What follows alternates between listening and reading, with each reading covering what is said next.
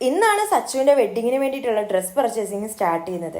കല്യാണ ഡ്രസ് എപ്പോഴും ചെക്കൻ വീട്ടിലല്ലേ, അതുകൊണ്ട് ഡ്രസ്സ് സെലക്ട് ആക്കാൻ നൈറ്റത്തെ മലബാർ എക്സ്പ്രസ് കയറി ഗുരുവായൂർ പോകാനാണ് ഞങ്ങളുടെ പ്ലാൻ. ട്രെയിനിൽ കയറിയ വിശക്കുമ്പോ എന്തെങ്കിലും കഴിക്കാനായിട്ട് അടുത്തുള്ള ബേക്കറി കയറിയിട്ട് കുറച്ച് ഐറ്റംസ് ഇങ്ങ് വാങ്ങിച്ചു കിട്ടോ. നമ്മുടെ വീട്ടിലെ മക്കളെയും കൊണ്ട് എവിടെയെങ്കിലും പോയാൽ അവർക്ക് ആവശ്യമുള്ളതും ഇല്ലാത്തതായിട്ട് എന്തെങ്കിലും വേണം. ഇപ്രാവശ്യം നമ്മുടെ ഐദു ബേബിക്ക് കിൻഡർ ജോയ് ആയിരുന്നു വേണ്ടത്. അങ്ങനെ അവന്റെ ഇഷ്ടത്തിന് ഒരു കിൻഡർ ജോയ് ഒക്കെ വാങ്ങിച്ചു കൊടുത്ത് നമ്മൾ റെയിൽവേ സ്റ്റേഷനിലെത്തി. ഗൈസ്, ഞങ്ങൾ എവിടെ പോയാലും ടിക്കറ്റ് എടുക്കാതെ പോകുന്നത് ഞങ്ങളായിരുന്നു. പക്ഷേ ഇപ്പോൾ ഗുരുവായൂർ പോകണമെങ്കിൽ ഞങ്ങൾക്ക് ടിക്കറ്റ് എടുക്കാണ്ട് പറ്റില്ല. അപ്പോൾ ഞാനും സച്ചു ഐദു ബേബിയുടെ ഉണ്ട്. രണ്ടെണ്ണം എടുത്താൽ വെറുതെ കാശ് പോകും, ടീറ്റ് വരില്ലേ എന്ന് ഓർത്തിട്ട് ഞങ്ങൾ 2 പേർ കൂടെ ഒരു ടിക്കറ്റ് എടുത്തിട്ടാണ് ഗൈസ് പോകുന്നത്. അപ്പോൾ ഇതുപോലെ വേറെ ആരെങ്കിലും ഫ്രണ്ട്സൊക്കെ പോകുമ്പോൾ 2 പേർ കൂടെ ഒരു ടിക്കറ്റൊക്കെ എടുത്തിട്ട് പോകുന്നവരുണ്ട്, ജസ്റ്റ് ഒന്ന് കമൻറ്റ് ഇടണേ. ഇന്നും നമ്മുടെ ട്രെയിൻ 1.5 മണിക്കൂർ ഡിലേ ആയിരുന്നു കേട്ടോ. 9:58 എത്തേണ്ട ട്രെയിന് 11:30 ലാൻഡ് ചെയ്തപ്പോഴത്തേക്കിന് ഞങ്ങൾ ആദ്യം ഓർത്തു ഭയങ്കര തിരക്കായിരിക്കും, സീറ്റ് കിട്ടില്ല എന്ന്. പക്ഷെ കയറി കഴിഞ്ഞപ്പോഴത്തേക്കിനല്ലേ ഒരു കല്യാണത്തിന് കൂടാനുള്ള ആൾക്കാർക്ക് ഇരിക്കാനുള്ള സീറ്റ് മൊത്തത്തിലുണ്ട്. കുറച്ചു നേരം ഫോണിലൊക്കെ കളിച്ചപ്പോൾ എനിക്ക് ബോറടിച്ചു കേട്ടോ. നമ്മുടെ ഐദു ബേബിക്ക് എല്ലാവരുടെയും മുന്നിൽ വെച്ച് മിൽക്ക് ബോട്ടിലെടുത്ത് പാല് കുടിക്കാൻ മടിയായതുകൊണ്ട് എന്റെ ഷാളിലൊക്കെ ചുറ്റി കേട്ടോ ഇവൻ പാല് കുടിക്കുന്നത്.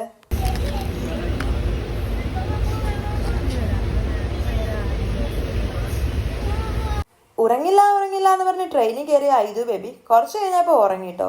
രാത്രി 1:30 ആയപ്പോൾ നമ്മൾ എത്തേണ്ട സ്ഥലത്ത് എത്തുന്നില്ല. ശ്രദ്ധിച്ചു നോക്കിയപ്പോഴത്തേക്കിനാണ് അറിയുന്നത് ട്രെയിൻ പിടിച്ചിട്ടുണ്ടെല്ലാം പിടിച്ചിട്ടിട്ടാണ് പോകുന്നതെന്ന്. ഈ രാത്രി 2:30 ആയപ്പോഴത്തേക്കിന് തൃശ്ശൂർ റെയിൽവേ സ്റ്റേഷനിൽ എന്താ ഇത്ര ആളെന്ന് ഞാൻ ഓർത്തുട്ടോ.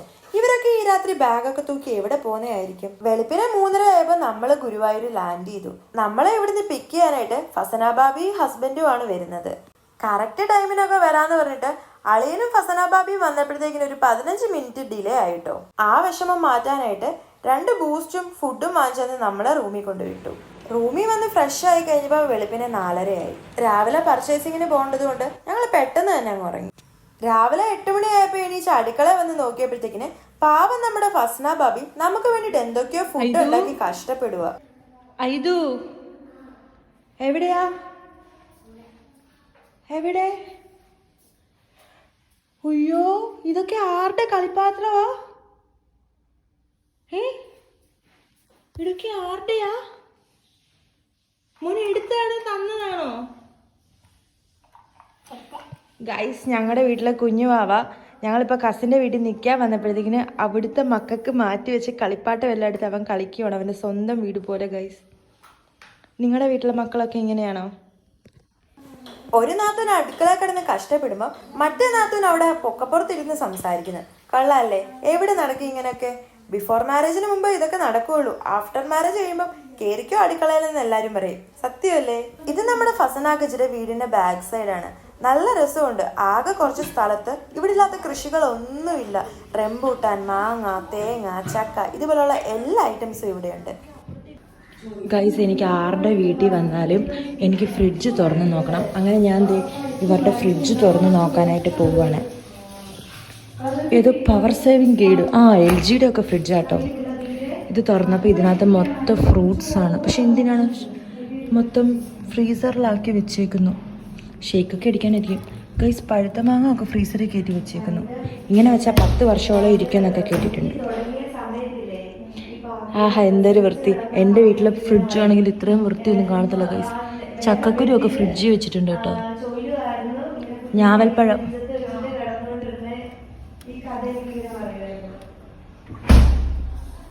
ഫൈസു ബേബി ഇല്ലാത്ത തക്കം നോക്കി അവന്റെ ടോയ്സ് ഒക്കെ എടുത്ത ഐദു ബേബി ഭയങ്കര കളിയാണ്. അവന് പിന്നെ ഞാൻ കൊണ്ട് കുറച്ച് ബൂസ്റ്റും പാലും കൊടുത്ത്. ആദ്യമായിട്ട് നമ്മൾ അവരുടെ നാട്ടിൽ ചെന്നുകൊണ്ട് ഇന്നത്തെ നാസ്തയ്ക്ക് ഫസന ബാബി നല്ല കുഞ്ഞരിപ്പത്തിരി നല്ല ടേസ്റ്റുള്ള ചിക്കൻ കറിയാണ് ഉണ്ടാക്കി തന്നത്. പൊറോട്ടയും ഉണ്ടേ. നമ്മൾ ആദ്യമായിട്ട് അവരുടെ നാട്ടിൽ പോകുന്നത് കൊണ്ട് തലേദിവസം തന്നെ അളിയൻ പുഴയിൽ പോയി ചൂണ്ടയിട്ടുകൊണ്ട് വന്നതാണ് ഈ കരിമീനും ഇതുപോലത്തെ വേറെ കുറേ ഫിഷും. നമുക്കിതൊക്കെ ഇഷ്ടമായതുകൊണ്ട് ബാബി നാസ്തയ്ക്ക് തന്നെ ഇതെല്ലാം ഫ്രൈ ചെയ്ത് നമുക്ക് തന്നു. എത്ര കഴിച്ചിട്ടും മതി എന്ന് പറഞ്ഞിട്ട് ബാബിക്ക് ഒരു സമാധാനം ഇല്ലായിരുന്നു കേട്ടോ. പിന്നെ നമ്മുടെ പ്ലേറ്റിലോട്ട് വീണ്ടും ഇട്ടിട്ട് തരുമായിരുന്നു.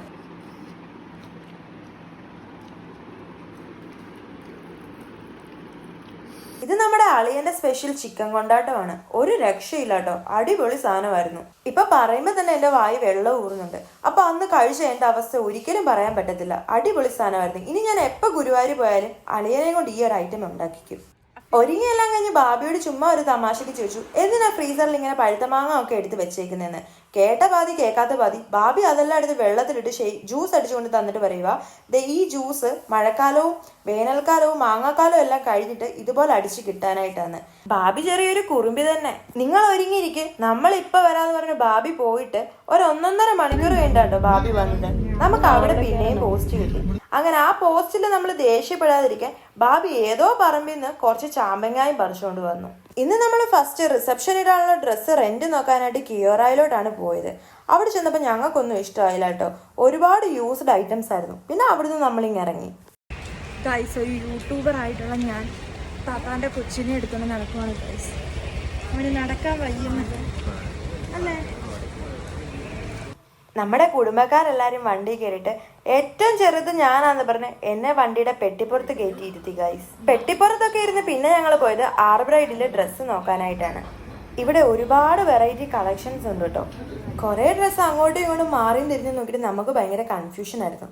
ഫൈനലി ഈ ബൊക്കയിലിട്ടിരുന്ന ഈ ഒരു ഓറഞ്ച് കളർ ഡ്രസ്സാണ് നമ്മൾ ഫൈനലി ചെയ്തത്. ഇതിൽ 101 കളറിൽ നമുക്ക് ഏത് കളർ ഡ്രസ്സ് വേണമെങ്കിലും അവർ നമുക്ക് ചെയ്തു തരും. അങ്ങനെ നമുക്ക് വേണ്ട കളറൊക്കെ പറഞ്ഞു കൊടുത്ത് അവിടെ നിന്ന് ഇറങ്ങി. ഇനിയുള്ള ടാസ്ക് റിസപ്ഷൻ ഇടാനായിട്ടുള്ള ഡ്രസ്സ് നോക്കാനായിട്ടാണ്. അതിന് നമ്മൾ മെഹന്തിയിലോട്ടാണ് ഫസ്റ്റ് പോയത്.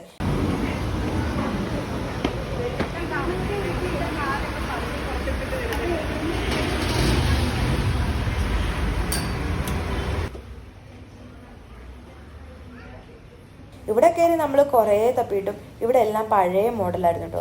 നമുക്കൊന്നും ഇഷ്ടമാകുന്നില്ലായിരുന്നു. പിന്നെ കുറച്ച് നേരം അങ്ങോട്ടും ഇങ്ങോട്ടും നോക്കി ഏതെങ്കിലും നല്ലത് കാണുമോ എന്നുള്ള രീതിയിൽ നോക്കി ഇറങ്ങിയിട്ട് അവിടെ നിന്ന് ഇറങ്ങി. റിസപ്ഷൻ ഡ്രസ്സ് ഇടാൻ അടുത്തത് നമ്മൾ പോയത് ഫാഷൻ ബസാറാണ്. ഫാഷൻ ബസാറാണ് ഇന്നത്തെ നമ്മുടെ വില്ലൻ. ഫാഷൻ ബസാറിൽ പോയി കുറച്ച് ഡ്രസ്സൊക്കെ നമ്മൾ ട്രൈ ചെയ്തു കേട്ടോ. പക്ഷെ നമുക്ക് അവിടുത്തെ വർക്കാണെങ്കിലും എന്താണെങ്കിലും കല്യാണ പാറ്റേൺ പോലെ തന്നെ സെയിം വരുന്നുണ്ടായിരുന്നു. അപ്പം റിസപ്ഷന് നമുക്കിത് വേണ്ട, വേറെ മോഡലിന് വേണ്ടിയിട്ട് ഞങ്ങൾ കുറച്ച് കഷ്ടപ്പെട്ടു.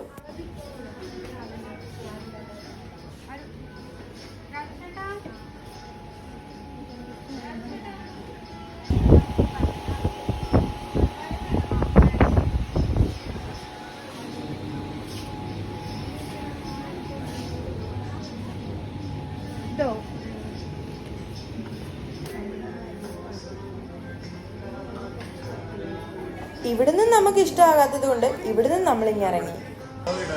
ഗൈസ്, ഞങ്ങൾ ഇവിടുന്ന് ഒന്നും വാങ്ങിച്ചില്ല. ഞങ്ങൾ ഇവിടുന്ന് ഇറങ്ങി ഗൈസ്. ഞങ്ങളുടെ ഐദു ബേബി ഉറങ്ങിപ്പോയി. എന്നാടി ഞങ്ങളുടെ ഐദു ബേബി ഉറങ്ങിപ്പോയി ഗൈസ്.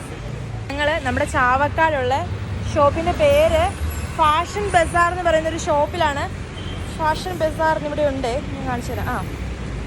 ഫാഷൻ ബസാർ എന്ന് പറയുന്ന ഷോപ്പിലാണ് ഞങ്ങളിപ്പോൾ വന്നത്. ഇവിടെ വന്ന് നമ്മൾ കുറച്ച് ഡ്രസ്സൊക്കെ നോക്കി നമുക്കൊന്നും ഇഷ്ടമായില്ല. നമ്മളിപ്പോൾ ഇറങ്ങി വന്നു. അപ്പോൾ വരുന്ന വഴിക്ക് വേറെ കുറച്ച് നല്ല സാധനത്തിൻ്റെയൊക്കെ ഇത് കണ്ടപ്പോഴത്തേക്കിന് റേറ്റ് ചോദിച്ചപ്പോഴത്തേക്കിന് അവിടുത്തെ ഒരു സെയിൽസ് ഗേൾ ഒരു കോട്ട് സൂട്ടൊക്കെ ഇട്ട് ഒരു പെണ്ണ് പറയുക. റേറ്റ് ചോദിച്ചപ്പോൾ ജസ്റ്റ് ഒരു ഹിജാബിൻ്റെ റേറ്റ് ചോദിച്ചപ്പോൾ അവൾ പറയാം, നമുക്ക് ഓൾറെഡി അവിടുത്തെ വെഡ്ഡിങ് കളക്ഷൻ ഒന്നും ഇഷ്ടപ്പെടാത്തതുകൊണ്ടാണ് നമ്മൾ ഇറങ്ങി വന്നത്.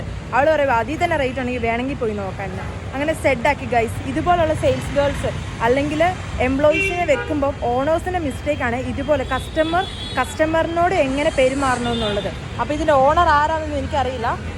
ഷോപ്പിൻ്റെ പേര് ഫാഷൻ ബസാർ ഷോപ്പിൻ്റെ പേര് കാലിക്കറ്റ് ഫാഷൻ ബസാർ എന്നാണ്. അപ്പോൾ ഷോപ്പിൻ്റെ ഓണർ ജസ്റ്റ് CCTV നോക്കിയിട്ടാണെങ്കിൽ ആ എംപ്ലോയിക്ക് 2 ചൂരൽവടി വാങ്ങിച്ചിട്ടാണെങ്കിൽ 2 അടി കൊടുക്കണം കേട്ടോ.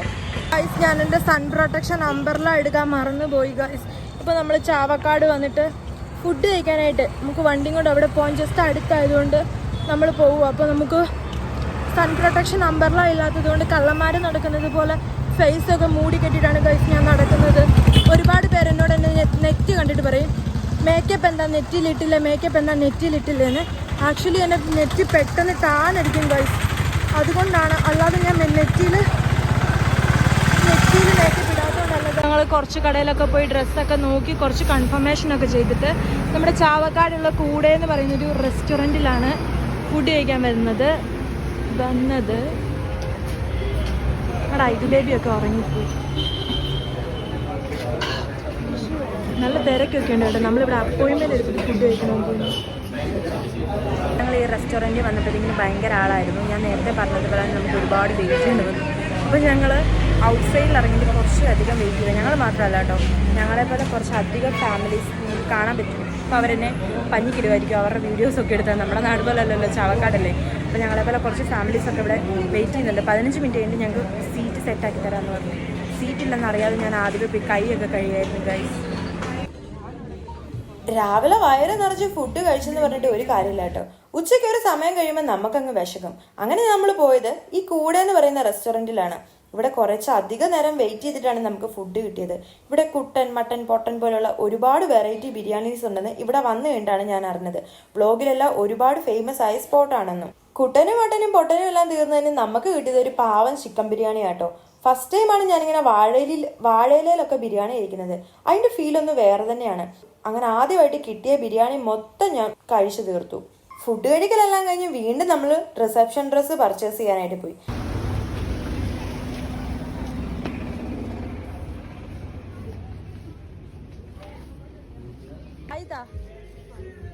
അങ്ങനെ ഫൈനലി ഈ കടയിൽ നിന്ന് ഒരു റിസപ്ഷൻ ഡ്രസ്സും ഫൈനൽ ചെയ്ത് എല്ലാവരും ബായ് പറഞ്ഞു പോയിട്ടോ. നമ്മളവർക്ക് ഈ കല്യാണ പർച്ചേസിങ്, മെഹന്തി പർച്ചേസിങ്, ഇങ്ങനത്തെ ഡ്രസ്സ് പർച്ചേസിങ് എന്നൊക്കെ പറയുമ്പോൾ ഭയങ്കര സിമ്പിൾ ആയിരിക്കും. ഏതെങ്കിലും ഒരു കടയിൽ പോകുന്നു, ഇഷ്ടപ്പെട്ടത് എടുക്കാം എന്നൊക്കെ. സംഭവം ഭയങ്കര ടാസ്ക് ആട്ടോ. നമ്മുടെ കല്യാണമല്ലേ, അപ്പം നമുക്ക് മനസ്സിന് ഇഷ്ടപ്പെട്ട ഡ്രസ്സ് തന്നെ എടുത്തേ പറ്റുള്ളൂ. ചിലർ പറയും ഇതെടുത്തോ, ഇത് നല്ലതാ, അതെടുത്തോ. പക്ഷെ നമുക്ക് അറിയാലോ ഈ ഒരു ഡ്രസ്സിൽ വന്നാൽ നമ്മൾ നല്ലതായിരിക്കുമോ ചീത്തയായിരിക്കും എന്ന്. അങ്ങനെ അവിടെ കംഫർട്ടിന് വേണ്ടിയിട്ടുള്ള റിസപ്ഷൻ ഡ്രസ്സും മാരേജ് ഡ്രസ്സും സെറ്റാക്കി എല്ലാം കഴിഞ്ഞപ്പോൾ നമുക്ക് വീണ്ടും വിശന്നു കേട്ടോ. അങ്ങനെ നമ്മൾ ചാവക്കാട് തന്നെയുള്ള ഈ ഒരു ബംഗ്ലൂരിൻ്റെ കടയിൽ പോയി ഈ നല്ല സൂപ്പർ കരിമീൻ ജ്യൂസ് കുടിച്ചു കേട്ടോ.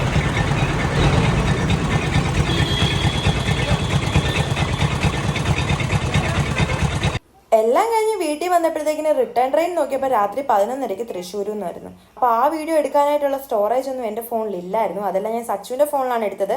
അത് ഞാൻ വേറൊരു വ്ലോഗിൽ ആഡ് ചെയ്യാം. ഗൈസ്, റൂട്ട് മാപ്പ് ഫസനാക്ക് രാത്രിയിൽ ഉറക്കമില്ല. മാങ്ങ തിന്നാൻ പൂതി ആയിട്ട് രാത്രി മാങ്ങ പറിക്കാൻ വന്നതാണ് ഗൈസ്.